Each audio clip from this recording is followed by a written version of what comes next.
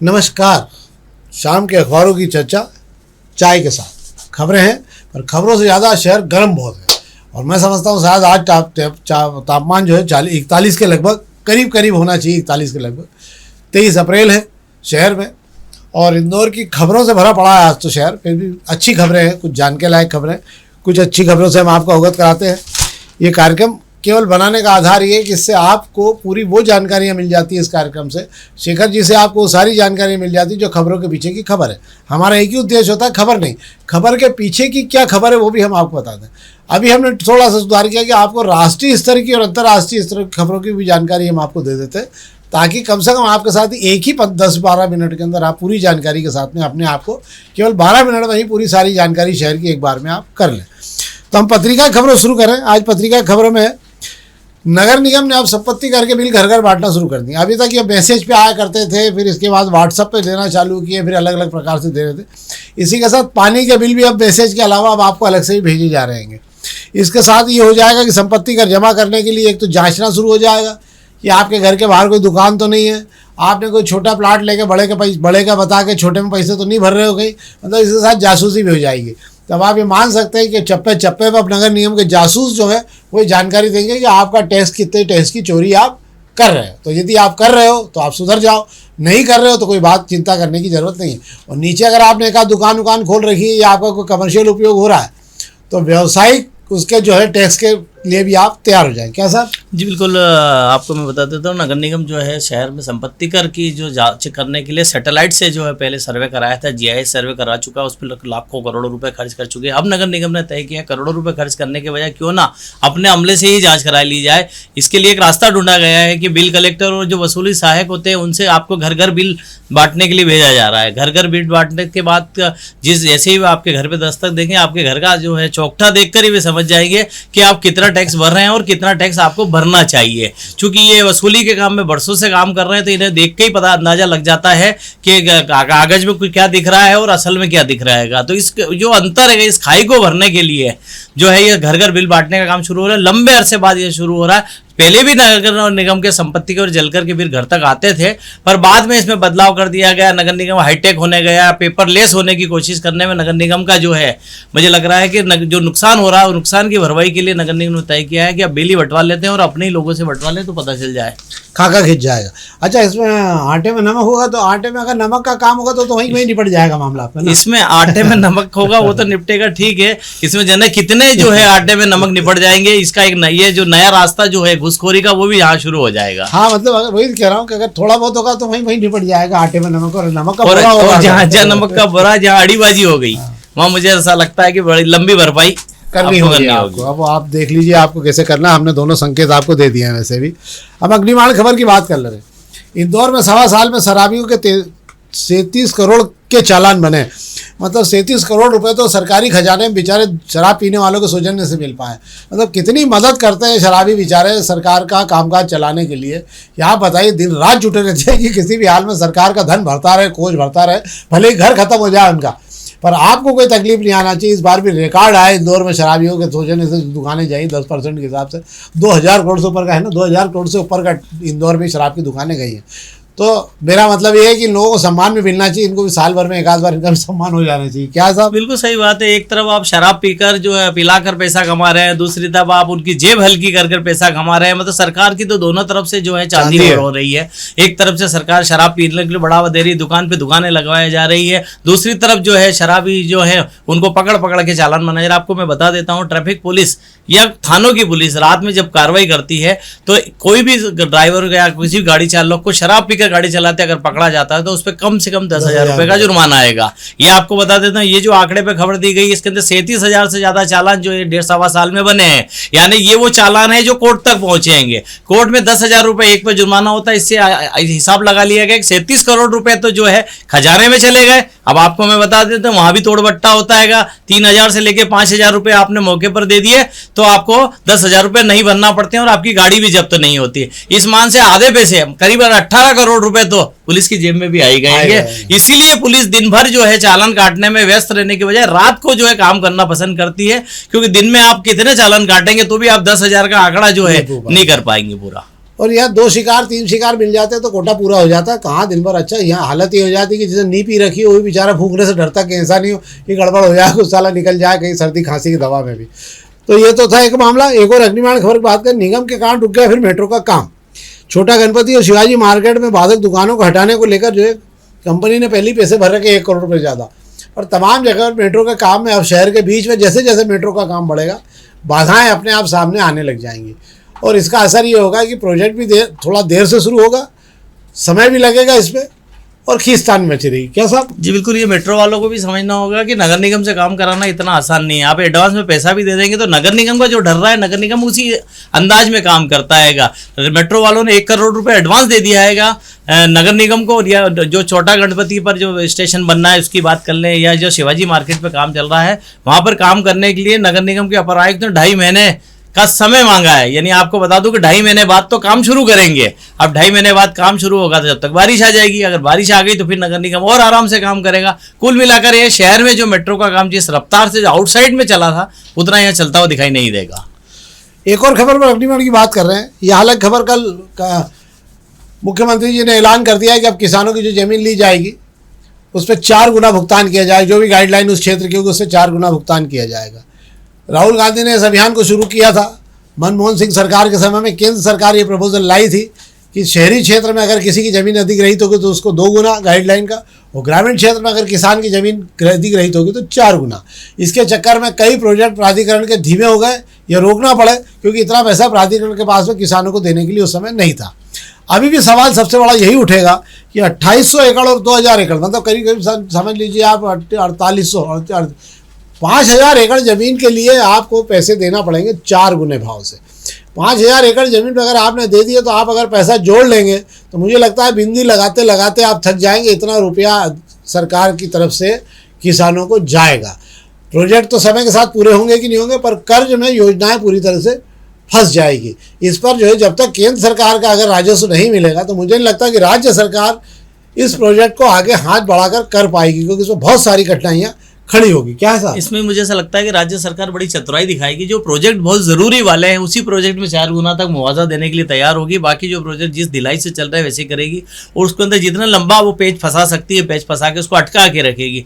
तो मुझे लगता है ठीक है, एक रास्ता निकालने की कोशिश है मुख्यमंत्री ने। हालांकि मुख्यमंत्री ने कहा है कि 4 गुना तक हरजाना वो देंगे। अच्छा, 4 गुना तक बोला है। अच्छा, तक भी लगा दिया है। जो स्टार जो लगाया जाता है कि शर्तें लागू, उसमें शर्त लागू होगी। कहीं 2 गुना देंगे, कहीं 3 गुना देंगे, कहीं 4 गुना। तो बहुत रेयर केस में वहां तक हम पहुंचेंगे। क्योंकि आप मान लीजिए इंदौर पीथमपुर इंडस्ट्रियल कॉरिडोर बनना है, उसके लिए 3000 एकड़ जमीन जो है अधिग्रहित होनी है। इसके अलावा 2000 एकड़ जमीन अलग प्रोजेक्ट के लिए होनी है और 64 गाँव की लगभग 2800 एकड़ जमीन जो है ये अलग अधिग्रहित होनी है। तो ये वो खबरें थी अग्निमाण की जिसपे हमने आपसे बात की। अब हम प्रभात किरण खबरों की बात कर ले रहे हैं। प्रभात किरण की 1-2 खबरों में हम बात करेंगे। प्रभात किरण की खबरों में एक खबर है, ये तो शेखर जी खुद की आपकी है कि सर नगर निगम के यूनिपोल सही जांच पे खुलासा हो, मतलब सब साफ सुथरा काम मिला नगर निगम। जी आपको मैं बता देता हूं, नगर निगम को लेकर शहर में जो गदर मचा पड़ा है यूनिपोल के मामले में, कोर्ट में याचिका लगी हुई है। कोर्ट से निर्देश दिए गए कि शहरी सीमा में जितने भी नियम विरुद्ध यूनिपोल लगे उनकी जांच कराकर रिपोर्ट पेश की जाए। यहाँ भी नगर निगम ने अपनी बढ़िया दाव पेश दिखाया है। नगर निगम से जो मंजूरी लेकर जो यूनिपोल लगे उनकी जाँच करा ली गई है। इस दायरे से AICTSL और स्मार्ट सिटी से जो यूनिपोल लगाने की मंजूरी दी गई थी या होर्डिंग लगाने की मंजूरी दी थी उन्हें बाहर रख दिया जाएगा। मतलब जितना कहा गया है उस लाइन पर ही चले, उसके आजू बाजू जाने की कोशिश नहीं की है। अच्छा तो ये होता है कि शहर के अंदर जितने भी यूनिपोल लगे हैं किसी भी एजेंसी से मंजूर किया गए हैं उन सबकी जांच करा ली जानी चाहिए। तो एक बार में सारा टंटा खत्म हो जाता। अगली बार कोई याचिका लगे या अगली बार कोई सवाल उठे तो बताने को रहे कि इंदौर शहर में जांच कर ली गई है। अब सवाल फिर वहीं आगे अटक जाएगा कि नगर निगम की परमिशन वाले यूनिपोल तो आपके सही है। इस बार नगर निगम ने जो है इस जांच को विस्तृत रूप से कराया है। हर जोन पर लिस्ट भेज दी गई कि इतने यूनिपोल मंजूर किए गए थे, अब इनकी जांच कर लीजिए, ये सही लगे कि नहीं लगे, सुरक्षित है कि नहीं है, डिवाइडर पे है। और जो बात कर रहे हैं हरियाली ग्रीन बेल्ट में लगे हुए हैं, महापुरुषों की प्रतिमाओं के पास में लगे हुए हैं, इससे कहीं ढक तो नहीं रही है। कुल मिलाकर ये कहा गया है कि ना ट्रैफिक में बाधित हो रहे हैं, ना किसी तरह का इनसे नुकसान होने की संभावना है। पर फिर सवाल वहीं आके अटक गया कि AICTSL की मंजूरी से जो यूनिपोल लगे हैं उनकी जांच क्यों नहीं कराई, स्मार्ट सिटी से जो मंजूरी से पोल लगे उनकी जांच क्यों नहीं कराई। मतलब रेलवे का एक्चुअली दायरा जो है नगर निगम के दायरे में नहीं आता, क्योंकि रेलवे के लिए कोर्ट को अलग डायरेक्शन रेलवे को देना होगा। पर सब जगह यूनिपोल सारा काम साफ सुथरा तो नहीं है, क्योंकि सब जगह कहीं ना कहीं पोल छोड़ते हुए काम कर रहे हैं। बस ये है कि सब मिला के यूनिपोल है, इसलिए इसके अंदर आप कुछ नहीं कर सकते इस मामले में। एक खबर और है इसके अंदर, इस पर भी बात कर लेते हैं हम। यस, 7 करोड़ से की लागत से सर्विस सेंटर के लिए तीसरी बार टेंडर हुए। कहाँ का है क्या? कोटी चौराहा पर आपको बता दो, संत सेवालाल सेतु जब पुल बनाया गया था, उस पुल को बनाते समय उसकी सर्विस रोड जो टूट फूट गई थी, उसे 7 करोड़ रुपए में ठीक करना है। 7 बार टेंडर हो गए हैं, कोई ठेकेदार नहीं मिल रहा है। वजह क्या है? वजह सिर्फ नगर निगम का नाम लगा हुआ है, इसलिए ठेकेदार नहीं मिल रहे हैं। अगर इसी ठेके को अगर जो है आईडीए से टेंडर निकाल लिया जाए तो तुरंत काम हो जाएगा, पर नगर निगम किसी को पैसा देने की स्थिति में नहीं है। और नगर निगम की आर्थिक हालत सभी ठेकेदार जानते हैं, इसलिए कोई काम लेने को तैयार नहीं है। वाह, चलिए ये भी देख लेते हैं। नगर निगम की हालत वाकई बहुत खराब है। दोपहर खबरों की बात करें, दोपहर के पहले पेशी खबरों की हम बाद में बात करेंगे। पहले हम बात कर लेते हैं आपको 2 चीज़ें। एक तो कमिश्नरेट, जहाँ भी कमिश्नरी है मध्य प्रदेश में, वहाँ एक प्रयोग किया जा रहा है कि हर थाने पे 2 टीआई होंगे। हालांकि विजयनगर पे और आपके स्कीम नंबर 54 मतलब विजयनगर वाले पे और देवास नाके वाले पे साथ 2-2 टीआई पहले से कर रखे। ये प्रयोग किया गया था। इसके बाद में अब ये तय हो गया है कि डीजीपी ने अब आदेश कर दिया कि हर थाने पर अब 2 टीआई होंगे। दोनों टीआईओ की अलग अलग व्यवस्था होगी, दोनों के प्रभार बराबर होंगे, क्षेत्र भले ही बढ़ जाएंगे उनके, 2 टीआईओ के अलग अलग क्षेत्र हो जाएंगे। फ़ायदा ये होगा कि थोड़ी सी कसावट और आ जाएगी क्राइम पर मुझे ऐसा लगता है कि इसी के साथ में जब तक इंदौर में स्टाफ पुलिस का नहीं बढ़ेगा, नीचे के लेवल पे आरक्षक, प्रधान आरक्षक नहीं बढ़ेंगे, तब तक ये सारी व्यवस्था किसी काम की नहीं है।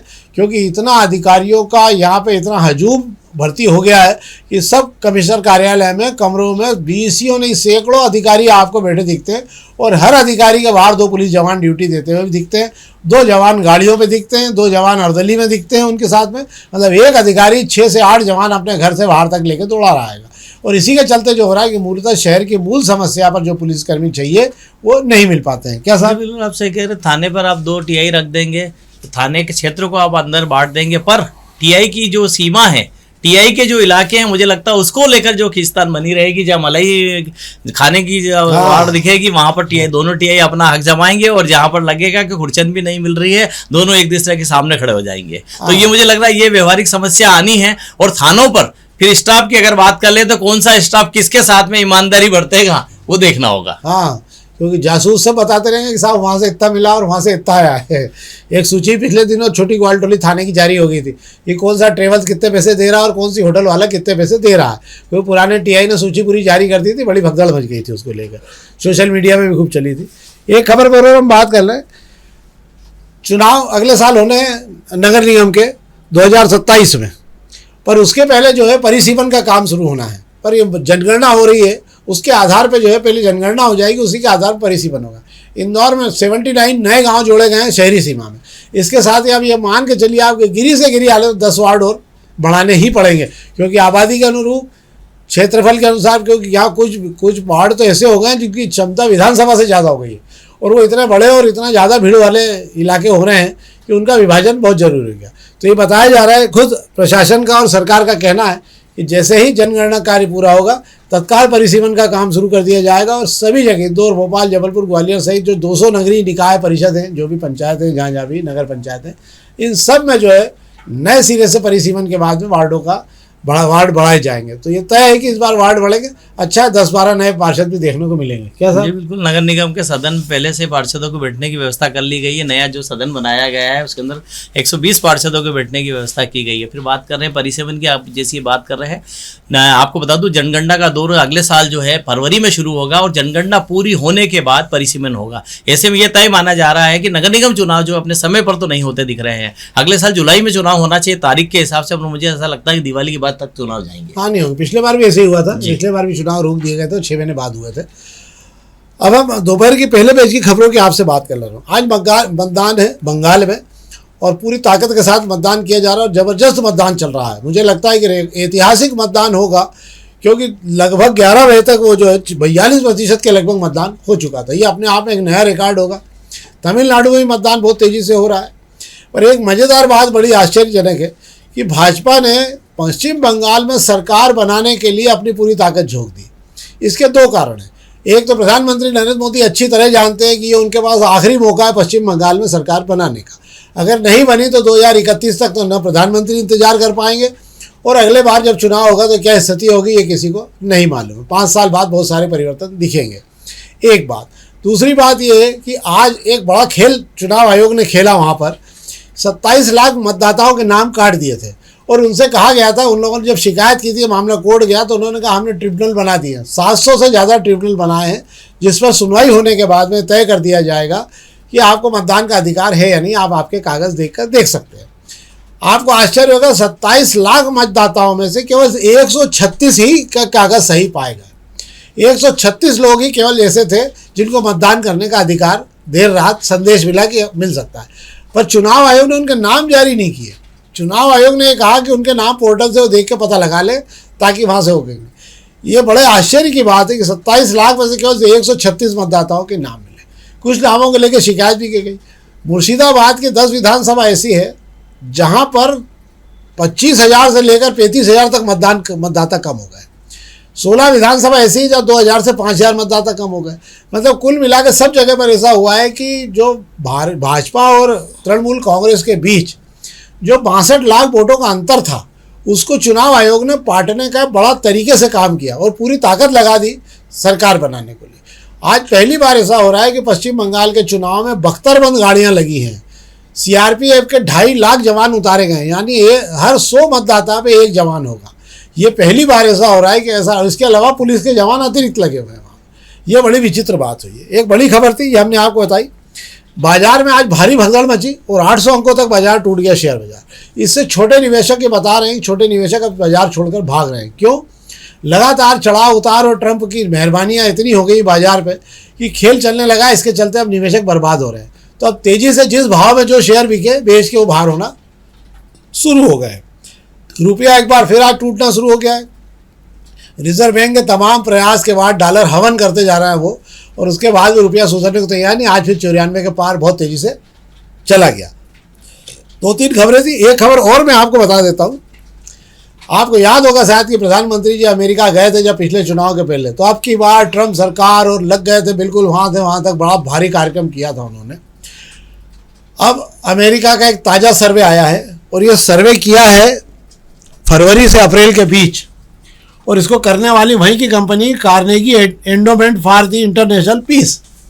उनका एक कहना, जो उन्होंने सर्वे किया, कि 40% भारतीय अब अमेरिका छोड़कर दूसरे देशों की तरफ जाना चाहते हैं। भारत में नहीं आना चाहते क्योंकि उन्हें मालूम है कि यहाँ कुछ भी नहीं होगा, पर वे अब फ्रांस, यूरोप के तमाम देश, जर्मनी, इंग्लैंड, ऑस्ट्रेलिया और कनाडा जाना चाहते हैं। जो बच्चे वहाँ नौकरियाँ कर रहे हैं वे मान रहे हैं कि इस समय अमेरिका में नफ़रत का, हिंदुस्तानियों के प्रति नफ़रत का इतना ज़्यादा माहौल बन गया है कि वहाँ पर काम करना बहुत मुश्किल हो रहा है, और इसी के कारण अब तमाम लोग वहाँ से नौकरियाँ छोड़ के दूसरे देशों की तरफ जाना चाहते हैं, क्योंकि अब उनका दिल अमेरिका में भर गया। दूसरी बात यह है कि अमेरिका में नौकरियाँ भारतीयों को मिलने में बहुत दिक्कत हो रही है। इसके 2-3 कारण मैं आपको समझा देता हूँ। अमेरिकन इंडियन से बहुत ज़्यादा नफरत क्यों करने लगे? इसलिए करने लगे कि जब आपने वहाँ पर बहुत बड़ी सभा ली थी, प्रधानमंत्री जी ने, नरेंद्र मोदी जी ने बहुत बड़ी सभा लेकर पूरा स्टेडियम भर के लाखों करोड़ों रुपए फूंक के वहाँ पर सभा की थी, और ये दावा किया था कि अब की बार ट्रंप सरकार और हिंदुस्तानियों की ताकत बताई थी। इससे अमेरिकन से इतना चिढ़ गए और उन्होंने ये कहा, जो बच्चे वहाँ काम करते हैं, जो भी लोग, उनसे कहा अमेरिकन ने कि तुम्हारी ताकत इतनी बढ़ गई कि तुम अमेरिका में फैसला करोगे कि किसकी सरकार बनेगी और किसकी नहीं बनेगी। तुम इतने ताकतवर हो गए, मतलब तुम हमारे टुकड़ों में पड़ रहे हो। उनका ये मानना था कि तुम हमारे पैसों से नौकरी कर रहे हो, हमारे यहाँ की नौकरी कर रहे हो, और तुम तय करोगे इस देश में क्या फैसला होगा। तो अब तुम्हारी गत देखो। तो आज की तारीख में तमाम जगह पर जहाँ आप फर्स्ट पोस्ट हुआ करती थी, जहाँ इंडियंस बैठा करते थे, अब तमाम जगहों पर रोक लग गई है। अब सेकंड और थर्ड पोस्ट के छोड़कर बाकी सब पोस्ट पर भारतीयों को काम मिल रहा है।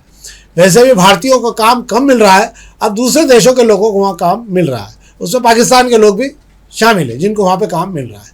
ये है भारत के लोगों की वहाँ बड़ी दुर्दशा।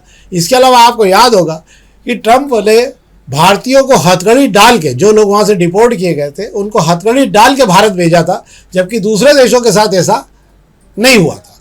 तो ये है ट्रंप का रवैया, और ये है हमारे प्रधानमंत्री नरेंद्र मोदी जी के सबसे बेहतरीन दोस्त का कामकाज, कि उन्होंने इतनी नफरत का बाजार वहाँ पैदा कर दिया है कि लोग अब चिढ़ने लग गए हैं। वो अमेरिकन मानते हैं कि ये दूसरे लोगों का देश नहीं, ये हमारा है, इनको खाली करना चाहिए। और उसी का परिणाम ये हो रहा है कि लगातार इंडियंस पे वहाँ हमले भी हो रहे हैं। तो ये सब चीज़ें समझने की हैं, सोचने की, चिंतन करने की कि देश को किस दिशा में ले जाना है। वैसे भी दूसरे के देश में जाके अपनी ताकत दिखाने से कोई फ़ायदा नहीं होता। आपका अपना देश है, आप खूब ताकत दिखाइए, खूब गला दबाइए, जिसका दबाना हो आपको, खूब ताकत दिखाकर आप सत्ता में बने रहिए, पर दूसरे देशों में संभव नहीं होता है। तो ये तमाम खबरें थी जो हमने आपको जानकारी दी। राष्ट्रीय अंतर्राष्ट्रीय स्तर के कुछ बिंदु थे जिस पर हमने आपका ध्यान खींचा। हमारा आग्रह है, कृपया कार्यक्रम को लाइक करिए और अपने मित्रों तक जरूर इसको लिंक को ट्रांसफ़र करिए ताकि हम इसे और बेहतर तरीके से बना सकें। बहुत बहुत धन्यवाद।